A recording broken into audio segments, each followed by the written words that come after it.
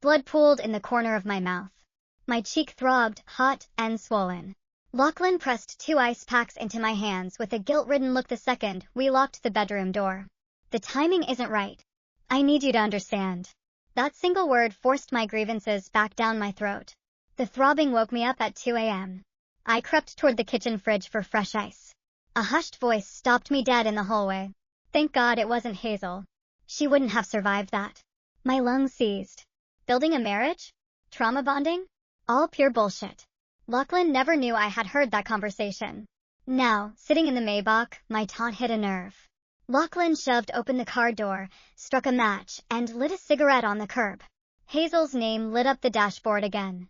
He swiped answer on his phone. He forgot to disconnect the Bluetooth. Lachlan. Her sweet voice filled the car. Can you come over tonight? I need you. The audio cut off instantly. Outside, Lachlan crushed his cigarette under his dress shoe. He kicked a stray pebble into the gutter, clutching the phone to his ear. The ruthless billionaire looked exactly like the desperate 22-year-old I used to know. The ultimate first love.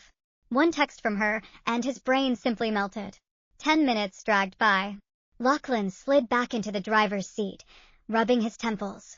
Sloan, I'm taking you to the penthouse. Tonight, I might need to. Save it, I snapped. I refused to listen to whatever pathetic excuse he cooked up just to run back to Hazel. My fingernails dug into my palms. I forced my breathing to level out. You run a multi-billion-dollar empire, Lachlan. You don't report to me. The sudden ice in my voice made him flinch. He smacked the steering wheel with the heel of his hand. Sloan, you constantly put these walls up. Why are you always so desperate to push me away? I almost laughed in his face. He crossed every red line in our marriage, yet somehow played the victim. I turned my head toward the window. My throat burned. I locked my jaw, refusing to let a single tear drop. 10 years in this ruthless family taught me one rule: never break character. A heavy silence choked the car. Then my phone buzzed. Beatrice. Sloan, your father, and I don't know what to say to her. We had to beg Lachlan to come persuade Hazel to let things go. Just give your sister a little grace. She's still so young. She'll figure it out eventually. A harsh scoff ripped from my throat. 30 years old was young? When they dragged me to the altar 10 years ago, they sang a completely different tune. You're an adult now, Sloan. It's time to pay this family back. The air in my lungs turned to ice. It's honestly impressive, Beatrice. You and Gregory still bend over backwards to clean up Hazel's messes. I leaned my head against the cold glass. At least you're using a civil tone this time. Beatrice and Gregory didn't track me down until I turned 18. The second I stepped foot in their mansion, Hazel made it her mission to destroy me. She staged pathetic little accidents and pointed the finger right at me. My biological parents swallowed every single lie. It peaked when Hazel deliberately threw herself down a flight of marble stairs. She laid on the floor, weeping, and swore I pushed her.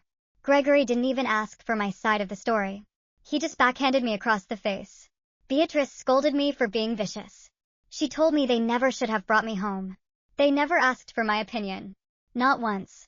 They just unanimously decided to ship me back to the trailer park. They only remembered their biological daughter existed when Hazel pulled a runaway bride stunt and they needed a desperate fix. Truth be told, I had barely spent a full year with my so-called family. Sloan, do you really hate us that much? Beatrice's voice trembled with sheer disbelief. The question actually caught me off guard. I thought my complete lack of emotional attachment to them was glaringly obvious. Did 10 years without Hazel blur the lines? Did they actually forget their place? A blinding headache pounded behind my eyes all night. I stayed up drafting the perfect divorce settlement. Switched at birth.